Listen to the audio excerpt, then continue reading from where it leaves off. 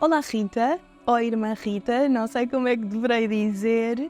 Obrigada por estares aqui hoje connosco. Portanto, nós temos a irmã Rita connosco porque vai entregar-se completa e totalmente a Deus, vai fazer os seus votos perpétuos no dia 20 de abril, aqui na paróquia do Parque das Nações, e será com certeza aqui esta partilha de história de vida, um caminho também inspirador para quem nos possa ouvir. Portanto, obrigada por estares aqui connosco. Queria sugerir-te, primeiro que tudo, que viajássemos um bocadinho até à tua infância e adolescência também, se quiseres, e partilhasses um bocadinho quais são as tuas referências de fé, quais são as tuas memórias com Jesus. Não sei se faz muito sentido conceptualizar desta forma, mas uma Rita antes de Cristo e uma Rita depois de Cristo, ou sempre com Cristo.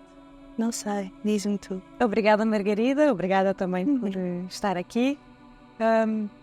A minha vida é bom viajar e fazemos mesmo esta viagem porque eu sou dos Açores, da Terceira, e vivi a minha infância, desde que nasci, depois dos primeiros anos da minha vida, com Jesus, para que é uma educação cristã muito transversal a grande parte da realidade portuguesa. Nasci então na Terceira e lembro-me de rezar o Anjo da Guarda em família à noite. Recordo-me quando íamos passear com os meus avós de carro, rezávamos sempre o terço no caminho, era uma coisa chata para mim e para os meus irmãos.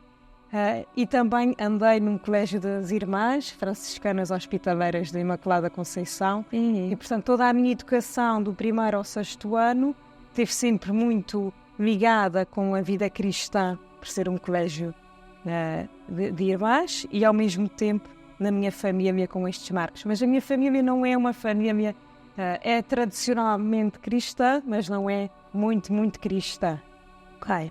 Sei que tens uma irmã gêmea, não é? Com quem também partilhas muito aqui o teu caminho, também muito ligada à fé, muito ligada a Jesus. Com certeza que também acredito que possa ter sido aqui um marco importante nesta vivência em conjunto de Jesus.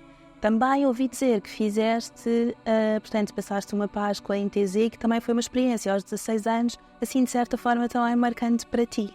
Sim, se eu desde que nasci, já nasci num berço cristão, mas como dizia, na minha família não é assim muito cristã, aos 16 anos foi um marco fundamental na minha vida com Jesus. Estávamos na catequese e o nosso catequista disse que nós queríamos ir fazer uma viagem. E nós nem se queríamos saber o destino e dissemos lá que queríamos fazer uma viagem porque queríamos ir a sair dos Açores. E fomos até TZ. Então naquela aldeia em que rezamos 3 vezes por dia, em que temos um serviço para o funcionamento da aldeia, no meu caso foi lavar as casas de banho, em que estava imenso frio.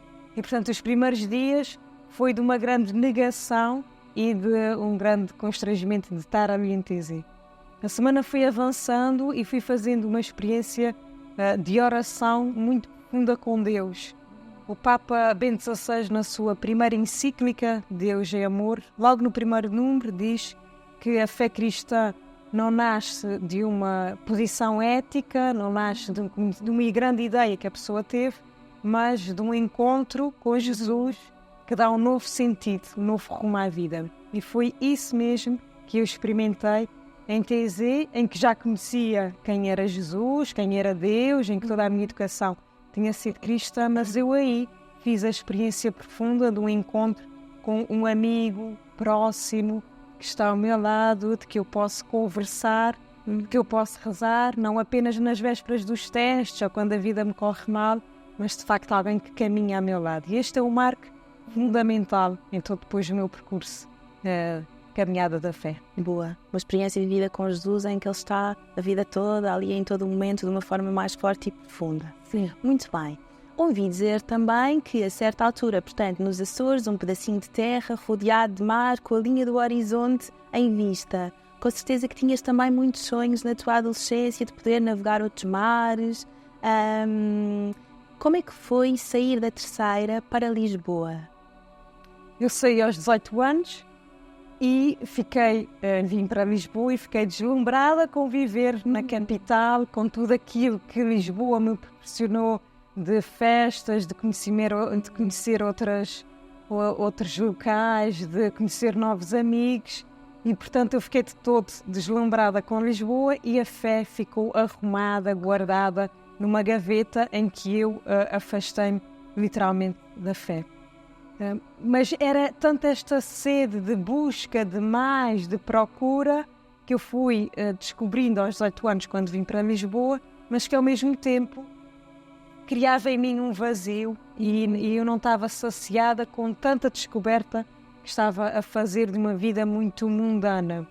Até que com 20 anos, no meu segundo ano da faculdade, eu regresso a TZ e é um regressar assim como um filho pródigo que regressa à sua casa. E eu, de novo, faço esta experiência muito profunda deste Deus próximo que me acompanha, que durante estes 2 anos que eu o tinha abandonado, mas que Deus não me tinha abandonado e que o seu amor continua a ser total e pleno por mim. E, portanto, nesta segunda, eu tinha ido mais vezes, mas desta vez que regresso a TZ, foi outro mar muito importante na minha vida, que eu depois, quando já regresso a Lisboa, digo, agora já não me quero afastar mais de Jesus, como fiz nestes 2 anos, e depois aí que depois conheço a paróquia do Parque das Nações e que me insiro nesta paróquia. Muito bem. Aproveitar essa tua deixa para te perguntar que marca que teve a paróquia do Parque das Nações aqui em termos de discernimento vocacional, em termos da tua vontade de te dar, de te colocar ao serviço, Rita? A paróquia posso dizer que tem assim 2 pilares muito importantes na minha história vocacional. Por um lado, na paróquia eu descubro e vivo esta dimensão comunitária da fé. Toda a vida do cristão balança nestes 2 polos, entre a sua relação pessoal com Jesus, que é única. Como qualquer relação humana, nós temos uma relação muito própria uns com os outros, com cada um, e singular com cada um. O mesmo acontece com Jesus, mas depois precisamos de uma dimensão comunitária. E aqui, no Projeto Sabe, no grupo de jovens, em todas as atividades que fazíamos, ainda para a construção da igreja, porque isto recuamos já há mais de 10 anos atrás, deu-me este sentido comunitário de pertença na fé cristã. O outro marco muito importante da paróquia é esta dimensão de serviço e de missão que eu descubro e que me encanta através do Projeto Sabe. Para todos aqueles que não conhecem, é um caminho que nós fazemos durante 9 meses de preparação, que depois somos enviadas na missão. Tive a missão durante 3 vezes em 3 anos. Ok. 2 vezes, 2 verões em São Tomé, a última vez em Cachopo, no Algarve. E esta dimensão de serviço, de saída de mim, de entrega ao outro, de anunciar Jesus a quem ainda não o conhece ou precisa de aprofundar a sua fé, foi o outro grande marco na minha história vocacional. Que este marco foi tão importante que eu começo a perceber que não é alguma coisa para fazer apenas nas férias, apenas nos tempos livres, mas que desejo que assim seja toda a minha vida. E que cada vez que eu me vou entregando mais, a saída ainda é maior de me dar ainda mais. E de cada vez que vou conhecendo mais Jesus, ainda me vou enamorando mais por Ele. Enamorar por Jesus pode ser uma palavra muito estranha, ao mesmo tempo muito forte para a relação com Jesus. Estamos habituados a isto a 2 pessoas, a um casal, aos namorados, mas eu não vejo melhor palavra do que esta, porque namorar quer dizer um amor total, criativo, sem reservas, sem condições, e de facto foi isto que eu descobri, que fui, por isso, enamorei-me por Jesus. Eu li algumas coisas que tu escrevias e dizias para me preparar aqui para este momento também contigo, e citando, portanto, tinhas um desejo de ser testemunha de Jesus, de o levar aos outros, de poder levar a alegria do Evangelho e de estar ao serviço de Deus e dos outros. E isso permanece, não é? Portanto, esta entrega sem cesse, esta entrega total e um desejo de a cada momento ser, dizes tu, uma verdadeira discípula de Deus. Que desafio este, que se foi descobrindo, que se foi construindo e que se mantém até hoje. Ser discípula quer dizer aquela que caminha com Jesus. Ou seja, Jesus que não está nem à frente, nem atrás de nós, mas que está ao nosso lado e que faz caminho connosco.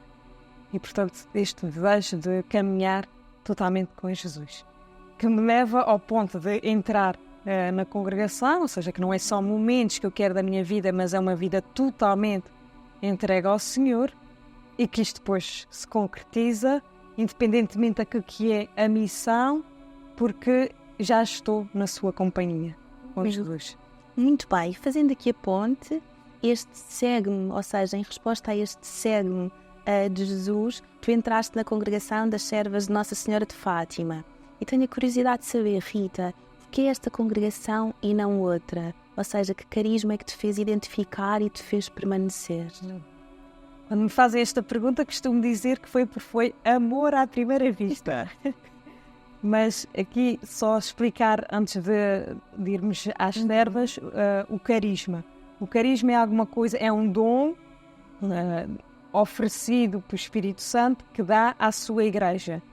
Neste caso, o carisma da congregação, o carisma é dado ao fundador. Neste caso, a nossa fundadora é a Luísa Andaluz, uma portuguesa que nasceu no final do século XIX em Santarém, e que é uma forma concreta de vivermos o Evangelho. Ou seja, o carisma não é algo de novo, de uma grande ideia, mas é a concretização do Evangelho no tempo e no espaço oferecido, que a Igreja nos oferece.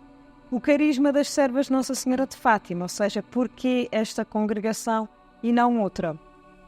Porque aquilo que então que identifica, que define este seguimento de Jesus nas servas é, primeiro, uma grande comunhão com o próprio Deus, este amor grande que me leva a entregar toda a vida, que me leva a uma vida de oração intensa com Deus, uma vida de configuração com o próprio Jesus, e que depois tem 3 traços carismáticos, ou seja, um tripé que brotam deste núcleo central que é a comunhão com Deus. E este tripé é comunhão no mundo, comunhão em igreja e imitação de Maria. Comunhão no mundo, porque nós estamos imersas no mundo, estamos no mundo sem ser do mundo, diz-nos São João, mas vivemos com toda a humanidade, aquilo que são os desejos, os desafios, os sonhos, as tristezas, as angústias, toda a humanidade. Nós compartilhamos dessa realidade no tempo e no espaço onde estamos. Em igreja, comunhão de igreja, nesta comunhão com o Papa, com os bispos, com os presbíteros, com a vida consagrada, com os leigos, sendo aí também os apelos que são desafiados à igreja de ser aí resposta e presença de Deus.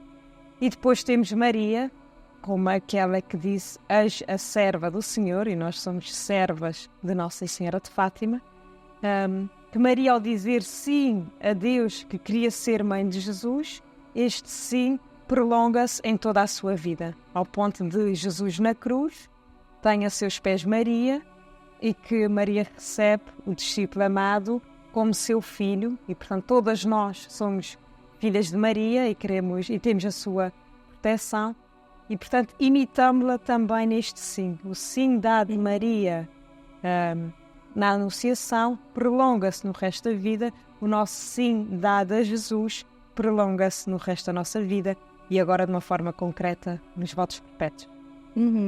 Portanto, eis aqui a serva do Senhor, faça-se em mim segundo a tua palavra, é o lema da tua congregação, não é? Neste sentido de podermos imitar Maria na sua total disponibilidade, como dizias, aos desígnios de Deus. Antes de irmos aqui ainda aos votos perpétuos, gostava de fazer a ponte aqui com este grande momento nas nossas vidas, ainda tão próximo e que permanece, não é? A Jornada Mundial da Juventude ainda está a acontecer em nós. Como é que ela te marcou, Rita, no teu caminho também com Deus e através de Deus, no encontro com os irmãos? E como é que ela te fez viver de forma mais intensa, diria eu, aquilo que de mais belo tem a tua vocação? De facto, a jornada é um marco importante na vida da Igreja de Lisboa, de Portugal, eu atrevi-me a dizer do mundo. E a jornada não foi aquele acontecimento de 1 a 6 de agosto, como tu dizias, nós ainda estamos a viver a jornada e começámos a viver muito antes do dia 1. Eu tive a graça de fazer parte do CODE de Lisboa, que organizava toda a parte da jornada na nossa diocese, no acolhimento dos jovens do mundo inteiro. E, portanto, aí já vejo aí grandes frutos naquilo que foi o trabalho com as paróquias, o trabalho com os movimentos, com as congregações, com as autoridades civis, com as autarquias, e, portanto, em que todos estávamos sintonizados para o mesmo acontecimento.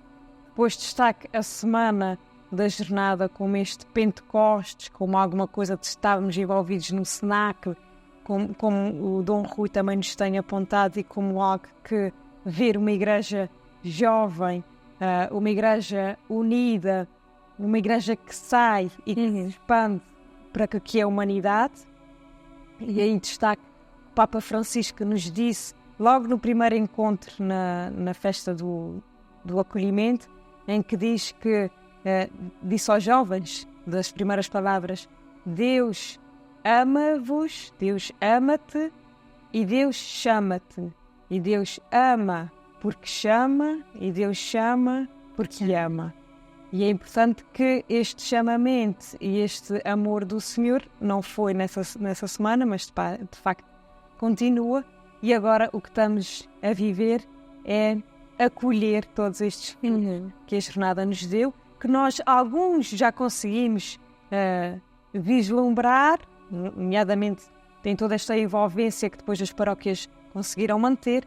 Há outros que ainda não conseguimos ver, há outros que estão espalhados pelo mundo inteiro, em todas estas pessoas que vieram até Lisboa, e portanto que Nosso Senhor também saberá os grandes frutos que a jornada trouxe a cada um.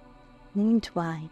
A caminho dos votos perpétuos, já aqui bem à porta, tu dizias também, o Senhor quando chama para a vida consagrada, chama-nos inteiros, e eu aqui estou procurando ser fiel a Jesus.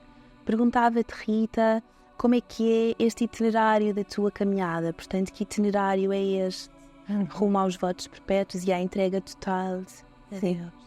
Eu entrei na congregação há quase 10 anos e ainda estou a terminar agora com os votos perpétuos, que aqui é a formação inicial. Portanto, é de facto uma grande caminhada. Eu entrei em 2014 e os 3 primeiros anos são 2 grandes etapas, que é o postulantado e depois o noviciado, que é um tempo de conhecimento da congregação, conhecimento das constituições, que são assim a nossa regra de vida. É um grande tempo de discernimento vocacional, perceber de facto as motivações, as razões, o chamamento de Deus. Já a viver com as irmãs, já integrada numa comunidade, já com um trabalho de missão, mas o grande fundamental destes 3 primeiros anos é de facto o discernimento da vocação, descobrir que Deus me chama numa vida consagrada, e nomeadamente na congregação das servas, e ao conhecimento, portanto, a par da própria congregação. Ao fim desses 3 anos, eu fiz os meus primeiros votos, que são os votos temporários, que tinham uma duração de 3 anos, voto de castidade, de pobreza e de obediência.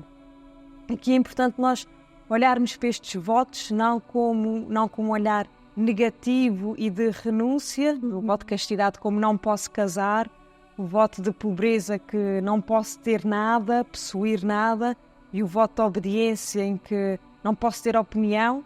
Não é este olhar do não à volta dos votos, mas pelo contrário, o que nós abraçamos ao fazer estes votos, que é o voto de castidade como um amor grande a Jesus, que nele encontramos todo o sentido do nosso amor, e portanto depois que isso se espelha num amor a todas as pessoas.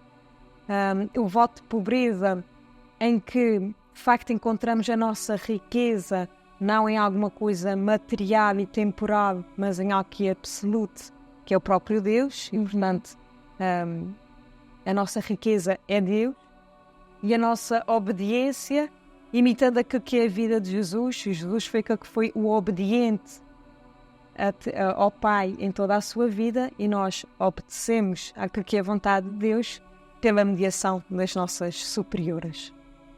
Então fiz esses meus primeiros votos, com uma duração de 3 anos. Ao fim de 3 anos fiz a renovação dos votos, voltei a renovar o voto de castidade, de pobreza e de obediência por mais 3 anos. Portanto, são 6 anos de votos temporários, mais os 3 anos do postulantado e do noviciado, são 9 anos de formação inicial e que agora termina com a consagração definitiva ou com os votos perpétuos. Termina esta etapa da formação inicial, não termina o caminho de relação com Deus, nem termina a formação.